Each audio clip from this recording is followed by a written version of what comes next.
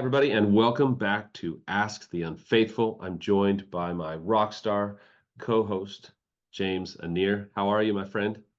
I am fantastic, Sam. How are you? I got a lot going on, but I'm super excited. I get the great reward from doing these podcasts with you because I'm always learning. When people are watching these, I hope that they see I'm always taking notes. I'm always trying to learn. And for those of you that are joining us today, we are thrilled that you have joined us. We'd encourage you to subscribe to the podcast, to leave a comment, to like this episode. But before we begin and talk about our question of the week, on behalf of James and I, we want to thank so many of you. We have gotten some phenomenal comments. We've gotten such great feedback. We've had feedback equally from the betrayed as well as the unfaithful, who have been loving the information for the sheer fact that they don't feel so alone, that they feel like these are palatable answers, concrete answers, measurable answers. It's not riffraff. It's not in an attempt to just try and sell a book or sell a workshop or get over on people for finances, but to give the viewer, the subscriber, so subscribe, but to give Right. those that are watching and listening concrete answers. Before we get into the question, James, I don't know if you were like this, but early on, I just needed the truth. I'll never forget the day that I told Rick Reynolds, just give me the truth. I just said, I'm tired of all of this stuff. Be honest with me. Was it like that for you? Did you have a moment like that? Yeah, it's interesting because as a therapist, you have the beauty of being a coach, which means that you can be direct all the time. As a therapist, sometimes we have to be really delicate and sort of approach things sideways, and yet in my own recovery, I wanted straightforward. Tell it to me straight, black and white if possible, although in this arena, it's really so nuanced. But, I wanted to know, when am I doing something wrong? When am I not considering something? And I needed it straight. So I really appreciated when my supports, when my sponsor, when my therapist was just, this is the way it is. And you Yeah. need to address this. Doesn't mean I always gotta, hey, here's the answer, A, B, C, 1, 2, 3, right? In fact, not that often, but I did get direction. All right, your thinking is way off here. That's addictive thinking. That's Yeah. compulsive thinking. You're not considering Sharon right now. This quote that I could quote my sponsor about was, and what would Sharon think about this? So he was always relationally oriented, and that was the question almost every time. What would Sharon think about that? So it Right. forced me into that empathetic place. Yeah. It's a great point. And in my caseload, people come to me all the time and will say, I love how direct you are. That's what I need. So be direct, be practical, tell me like it is. I tell my clients, I will always be honest, but I will always be gracious. I will always be kind because I remember what it's like. And one of the things that I love about what we do, and I'm going to ask our question of the week, is that we've been where so many people are. And we understand at some level, pretty big level between the two of us, close to 40 years of recovery work and time, that we just want answers and we want help. We don't want fodder. We don't want this kind of random stuff that sure sounds good like a little one-off, but it's just platitudes and it's not concrete insight into what we need. So today we're going to ask a doozy of a question that I think is on the mind of every betrayed. And it's normal for the unfaithful to go on a tangent and say, you're never going to trust me again. You're never going to believe me again. I'll never be able to get trust back. It's dead. We should just quit. We should just end it. I'm such a worthless human being. All the betrayeds right now are just sitting going, keep going, Sam. I got a million of them. I know. Right. We said some of them before, but here's the question.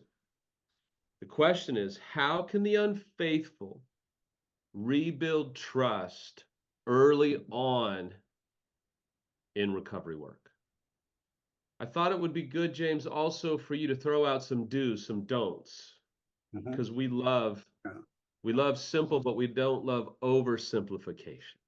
So do's and don'ts are really, really helpful because they are really concrete, right? And there are just some things that escape you, right? I mean, they escaped me. And they seem so basic, and yet they're so meaningful. So one of the do's that I love is be on time. You know, so this comes down to being reliable, right? Predictable.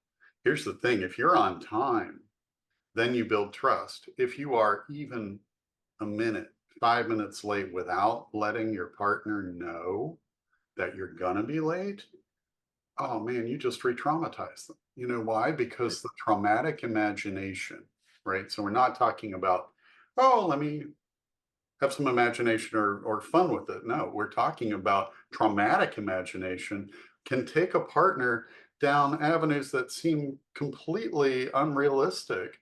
And yet that's where their traumatized brain, their trauma brain goes, because what end is there if we open it up to, hey, I'm late? That could mean that we went out and acted out in 9, 10 different ways in 5 minutes. It doesn't seem logical. It may not be logical, but for the traumatized brain, it is entirely realistic, and it re-triggers that trauma brain in the same way as first discovery. The brain doesn't know. It doesn't know from time. It doesn't know from depth of trauma from one thing to another, because there's brain patterning, and that brain patterning says, wow, that's as big as the last thing, right? So Right. it's essential. What you have to always do is put your partner first. Think about how things are going to impact her or him, right? I'm talking about the betrayed. Think about that Hmm. impact, because 5 minutes doesn't seem like much. But if you're gonna stop and get gas, you're gonna stop at the grocery store, text, call, make sure that you communicate that. Over communication is a big deal. It needs to happen because we tend, as unfaithfuls, to under communicate. I tell clients this way. Now, sometimes we get stuck in a rut, so predictability is boring and it can be hurtful and it can be lazy and it can be sloth like in recovery work. But I tell some clients, in fact, a lot of clients who fit this situation, your superpower is predictability. You're going to be home when you say you're going to be home. You're going to leave for work when you say you're going to leave for work. You're going to go to lunch when you say you're going to go to lunch. You're going to be where you say you're going to be. You're going to do what you say you're going to do. And if you're going to be 1 minute late, you're going to send a text. Traffic's bad on the 5. Here's a picture of traffic. Oh, I got stuck in a meeting. Here's a picture of the floor during the meeting. I mean, how do I go over and above to help my partner feel like my world is predictable? Even in a job that's unpredictable, you can over communicate to make up for the lack of predictability. Is that fair? Absolutely. And one of the things that unfaithfuls have a problem with is, man, why do I have to check in so much? Why do I have to do this? Why do I have to do that? And it is a usual reaction, right? It's Yeah. very typical reaction. And guess what? We've abused that our freedom. We've abused that trust that our partners have in us. And so we have an obligation, in my mind, to help our partners feel safe and feel like, okay, we are adding to that predictability. What is safety? Predictability, right?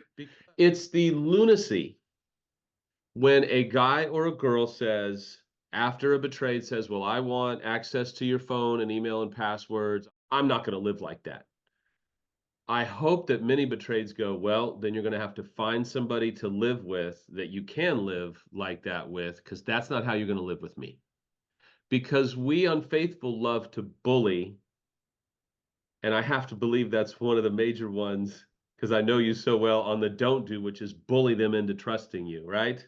Right. So yeah. So there's different kinds of gaslighting, right? There's the bully, the intimidator, there's the good guy. That was me, Mr. Charming. Mhm. Um, And then there's the prince, right? Treat you like you're the princess all the way through, and then undermine you. Like, Right. um, so bullying is a big one, and that can be very subtle too. It doesn't have to be sort of an aggressive in your face type of thing. It can be very passive aggressive. It can be, where you're undermined, or you're poked from behind kind of thing, without knowing where that's coming from. And passive, by the way.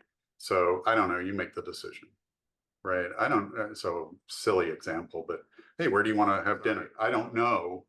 It's okay, you decide, right? And then, partner says, oh, okay, Italian. And then you're going, well, I don't really want Italian. You know, da, da, da, da, da. Why would she do that? And then it becomes, so passive is passive aggressive. So yes, bullying takes many, many forms, but it's all about manipulation, right? It's all about forcing the other person into a corner, or to feel bad, or to feel less than. And so we have to really become aware of that. That's something that takes some time to become aware of, when we're gaslighting our partners and ourselves, because we do that all Let the me time. ask let me ask you this, because I'm going to tee up this question for you. Isn't it also important that we have the ability, some people call it internal self-reference. Some people call it just being okay when your partner is not okay. Isn't it vital that we are able to stay in difficult conversations? It seems so Yeah. cliche. The conversation gets difficult 4 minutes in, and the unfaithful is like, every time it always turns up, and it's like, it's been 4 minutes, bro. It's been 4 minutes, honey. We've had a conversation for 4 minutes. So speak to that. What are some of the do's that they can do communicatively to help their betrayed partner start to slowly rebuild trust within them based upon the actions of the unfaithful? So this comes down to the sort of overriding, or over the umbrella idea of presence, right? And so it's really difficult to be present uh, when you've not got any practice at it, by just sitting and listening. So if you engage, say, oh, tell me more about that. Can you tell me more about that? What you're trying to say, can you clarify that? Because I'm hearing that as this. Is that accurate? Right. So you're asking questions. What else is there about that I do that is painful or hurtful to you? So you're asking these questions. It's called active listening, right? So that keeps you engaged and present for your partner as she or he is talking. So we're talking the betrayed, as they're trying to be, they want to be heard. Uh, So actively listening in that way is something that an unfaithful can do, um, which also shows that you're being empathetic. So people struggle with, well, what is empathy? How do I do that? This is one of the ways that you do that. You listen genuinely, yeah. right? Your mind's going to wander. You've got to pull yourself back in, right, into that presence, and listen. And when you are giving feedback, i.e., not saying, oh, this is what you have to do about that, right? Not solving, not fixing, but giving the feedback of, this is what I heard. Is that accurate? I want to make sure that I'm hearing you properly, and not minimizing or reducing what your partner said down from 5 things to 1 thing, right, that you consider the most important, right?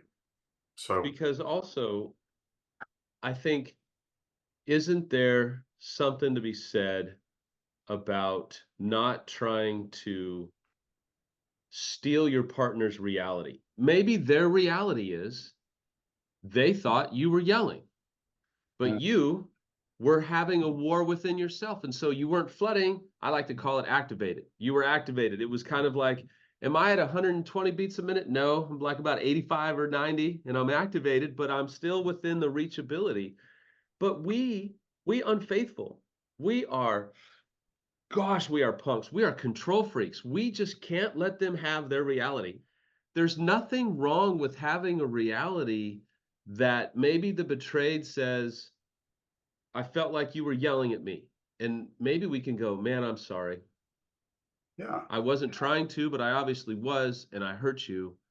We want to defend the 10%, right? I wasn't trying to, but you did. So how about not trying to take from them their reality?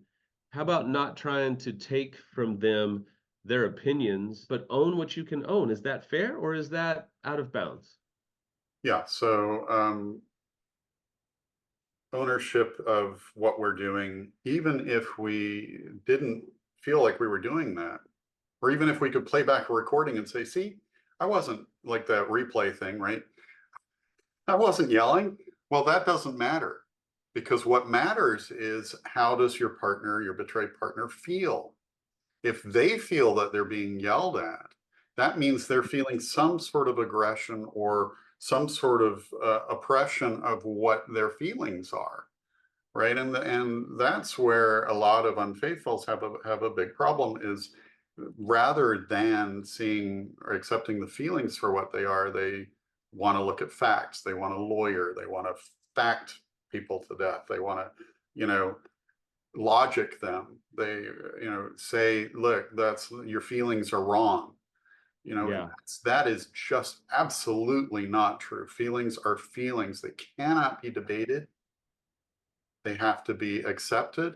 It doesn't mean that they stand up to logic. That has nothing to do with it. A partner needs to be heard for what she or he is feeling. So I need to clarify Now, again, a betrayed partner needs to feel that they're being heard for what they are feeling. but isn't there some freedom for the unfaithful to have an ability to go, okay, that feels like motive. What I did was bad enough, but that assigns motive. So let me clarify my motive, or is that argumentative? Yeah. I think I like, no, I think where you're going is accurate. I like the word intent. Yeah. So that way you can say, wow, right? You can say, that was not my intent. I did not mean for that to hurt you, to come across that way. What I intended was this, not to argue it, but simply to say, maybe I said that in a way that impacted you or hurt you, and that was not what I wanted. What I wanted to say was this: Sharon and I love, may I have a redo, Mm, which allows beautiful. you to then say, to redo it with your intent becoming the same impact, because now you've heard back from your betrayed, who has said to you, that really hurt, that landed wrong, right? And so now you're asking for that ability to rephrase it, redo it in a way that is kind, that is not going to impact them negatively or re-traumatize them. And certainly, intent can be very different from how things land. I mean, some of the verbiage that you use, like you should do intensives. Like some of the verbiage, can I have a redo? You know, that was not my intent. Practicing empathy. You guys should do intensives. And for those of you that might be new to the podcast, James and his wife Sharon have been doing intensives since the Old Testament, if you believe the Bible, or since the beginning of time, and are fantastic at it. And I'm honored to be able to send clients to these intensives all the time. What are some things to just do some good, healthy one-offs? Like I like sometimes when I have a difficult spouse, maybe it's an unfaithful, I'll say, here's some things to just not do, bro. Like, don't do these things and you'll make your life so much easier. So what are some easy things to just kind of say, don't do these things, and that's going to put you in a place of healthy, or at least the beginnings of rebuilding trust early on. So don't keep secrets. That is Yeah. something that has been so damaging all the way through your relationship, pre-discovery, everything. It's secrets, right? Secrets keep us sick, meaning not just me as an individual, but keeps the relationship unhealthy. So don't keep secrets. Now, there is something really important there. Don't be brutal with the truth. You know, there's a difference between hurt and harm. Things can be painful to hear. Secrets can be painful to hear. But there are things that can be harmful at the same time. So you have to be, if you're not sure, get somebody to give you an opinion, Hmm. help you see that. So radically honest doesn't mean brutal. It just means tell the truth. Don't lie, don't omit. And big one that a lot of people don't think about is don't protect. Because protection, Hmm. which really comes under omission, I'm not going to tell her that because it'll really knock her back. It'll be triggering. Who are you really trying to protect? Hmm. If you are not telling the betrayed some piece of truth because I want to protect them, you're really protecting yourself from what you fear their reaction might be. But you are also deciding for them whether they can handle that truth and all the decisions that they might make from that truth. So Right. it's really denying them their own ability it's manipulation again, their own ability to make decisions, to have choices and make those choices. So 100%. don't keep secrets. 100%. What else? Don't defend. But We kind of covered that. We kind of covered that. I used to love to defend. Let's move on just so I can stay present and not space out. I'm just kidding. But what else? don't run away from emotional sharing. So we talked about this. Be present, right? Don't run away from when your partner's needing to say something and saying something, but also don't run away from your own vulnerability. Right? Be Hmm. vulnerable. Express because what our partners do want ultimately is somebody who can be vulnerable about what they're feeling.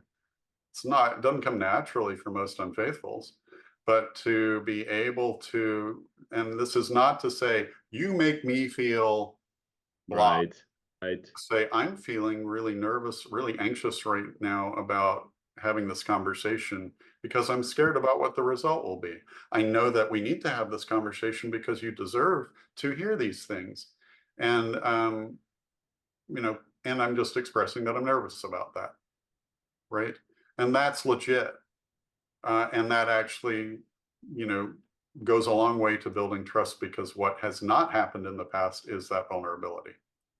Um, so we talked about not being passive. We talked about that, solving and fixing. We talked about it in previous thing. It's kind of natural, especially for men, to want to go to solving and fixing. Um, it's not helpful because it means that we're cutting it off.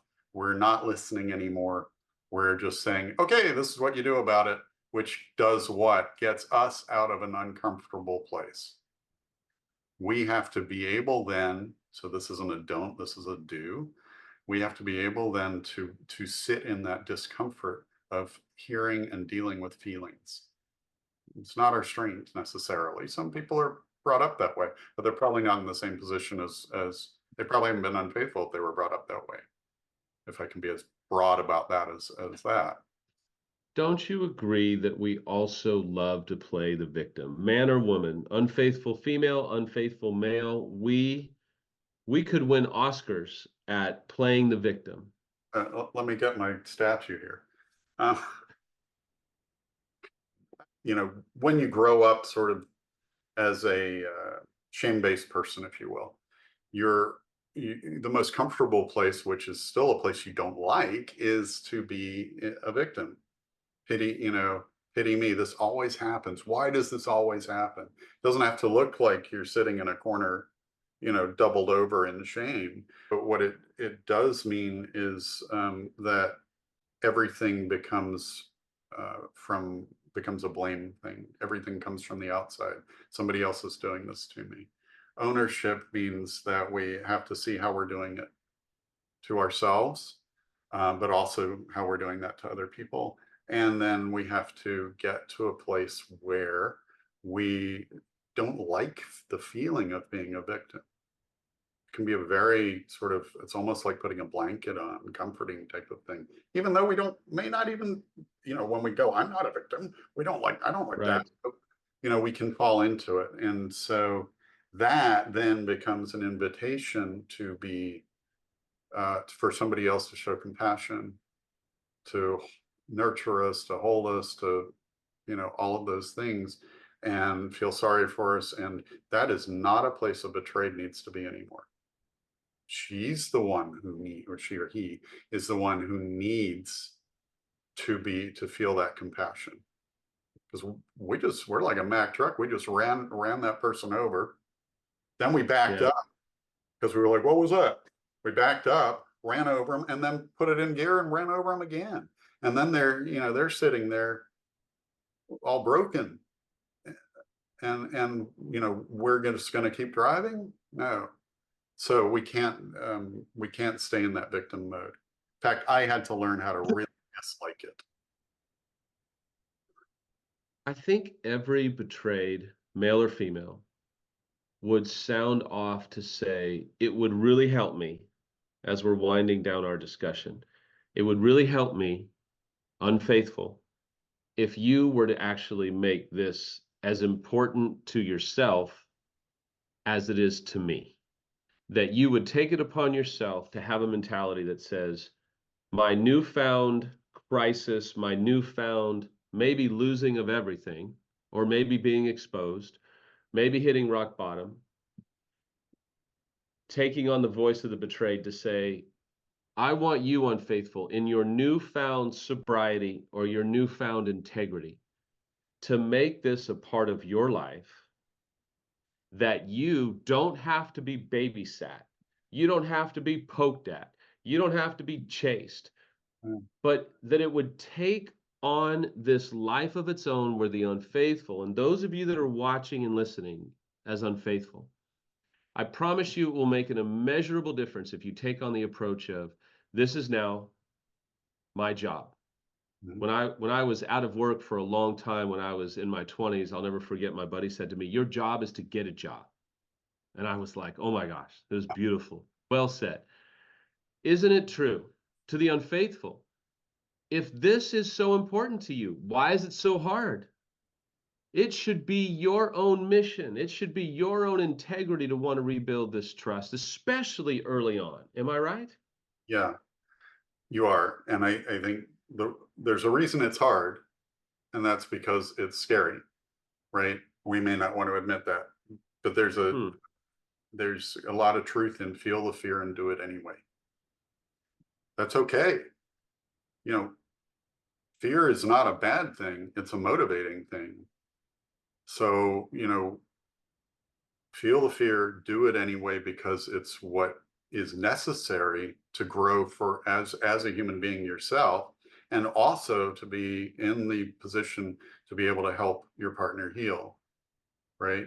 To be able to pick him up off the road, after you've run over them, like we have, and help them heal. So, we have to be very cautious about, where am I showing that victim thing? Because it's not a light switch. We have to learn about it. So we got to be aware of our body language. Am I sort of folding in on myself, right? Am I hanging my head? So, we need to be able to sit straight. We need to be able to, when we're having conversations, have open body language rather than, say, the typical, crossing our arms or crossing our legs, not slouching, but being attentive, right? Um, All our body language, right? Oh my gosh. so we have to show, because what do human beings read first? Body language. They read our, Right. we all do it. We don't need to be, some sort of FBI or CIA trained person, or even a therapist, to be trained in how do you read micro expressions, etc. We are all really good at it. So, because that's what we do. It's how our brains read danger, right? So when we're closed up or hunching down, especially the shame stuff where we're kind of giving a sad puppy look, Yeah. pouting, I'm exaggerating my body language right now to show it. But when we're doing that, we're asking for that person's compassion and empathy from somebody that we've just run over 3 times. Right. And so that isn't fair to do. It's also not going to, brain wise, there are neurological studies that show that if we're doing those body language things, closing up, etc., it cuts off our ability. There's in the insula, it cuts off our ability to be empathetic, to be compassionate, to be self-aware. So when we're more or less, if you think about the Wonder Woman pose or the Superman pose, although not like this, right? That actually, that straight spine actually has been shown to open up that part of the insula, which is Hmm. is responsible for, that's part of the brain, which is responsible, sorry, which is responsible for those things: empathy, compassion, loving, etc. So really important. Go in the other direction, right? If you're feeling like you got to hide, like you're the victim, purposefully go in the other direction, because that could be read as resistance. If we purposefully go, no, I'm not going there. I'm going to go in the direction of, let me show empathy, of let me pull myself out of this victim place and feel some strength and some self-assuredness that I can, with the work and the help, get through this and be the partner that I want to be and that my partner deserves. So the all of that gets us out of that victim role. It's great. I love it. As we say goodbye today, if you're an unfaithful, one of the best things that you could do is make it your mission to rebuild trust.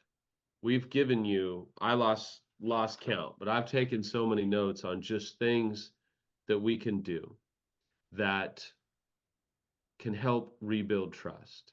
If you will reach out to us at asktheunfaithful@gmail.com, James and I maybe could email you a document with some do's and some don'ts and some practical thoughts on what you can do.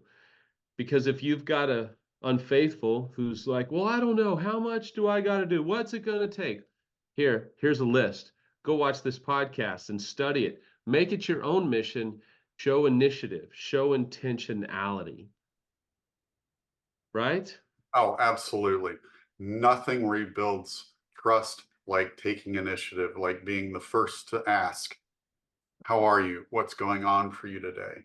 And being then willing to listen to it, right? If you initiate, that is huge, because that says, I'm interested in doing this the right way. I am interested in helping you heal. I am interested in what's going on for you, right?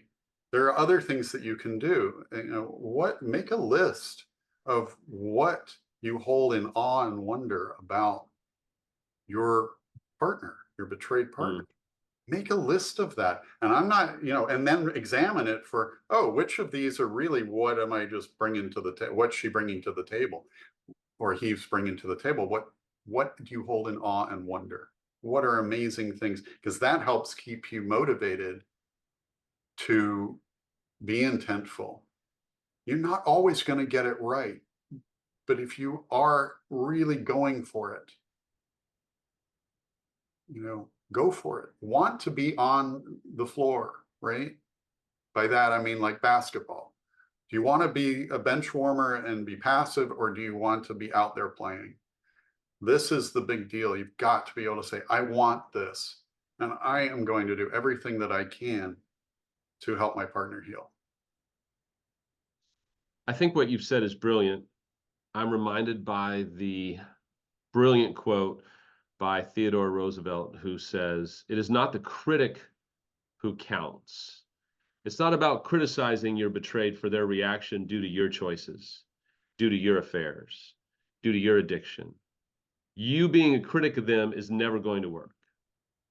It is not the man or woman who points out how the strong man struggles, or how James and Sam put together a podcast, or where their duo of deeds could have done them better. The credit belongs to the man or woman who is actually in the arena, in the recovery arena, in the repair arena, in the sobriety arena, whose face is marred by dust and sweat and blood and actually failure, and actually failing maybe a few times, but who strives valiantly, who errs, who comes short and again, because there's no effort without error and shortcoming, but who actually does strive to do the deeds of recovery and repair work, who knows great enthusiasms, the great devotions, they who spend themselves in a worthy cause. What's more worthy than sobriety? What's more worthy than relapse prevention? What's more worthy than trying to save your relationship and maybe your little family? Who at the best knows in the end the triumph of high achievement and recovery, and who at the worst, if he or she fails, at least fails by daring greatly, so that their place shall never be with those cold, timid souls who neither knew victory nor defeat. Our challenge to you as we say goodbye today is to dare greatly. Dare greatly to do the work. Dare greatly to go all in. Dare greatly to stop listening to the voices of whether or not you should or should not save your marriage, and find a trusted, objective third party that can support you, that can help you make a decision that works for you. So, James, as we say goodbye, what, besides intentionality, what's a final thought for an unfaithful today that is sitting here in ashes, maybe mad at my Theodore Roosevelt quote, or maybe inspired by it? Where do they go from here? Our final thought, where do they go from here? Take every opportunity to connect. We have found safety in disconnection. That has been our primary place to find safety. We have to be brave. We have to dare greatly into the world of connection, because recovery is connection. The opposite of addiction, compulsion, is not sobriety. It is connection. That is, I borrowed Brilliant. It's brilliant. I love these podcasts. If you are looking for more help, you can reach out to James or I at asktheunfaithful@gmail.com. We'd love for you to subscribe and follow our podcast. Leave a comment, leave a question. We will see you next time on Ask the Unfaithful. Thank you.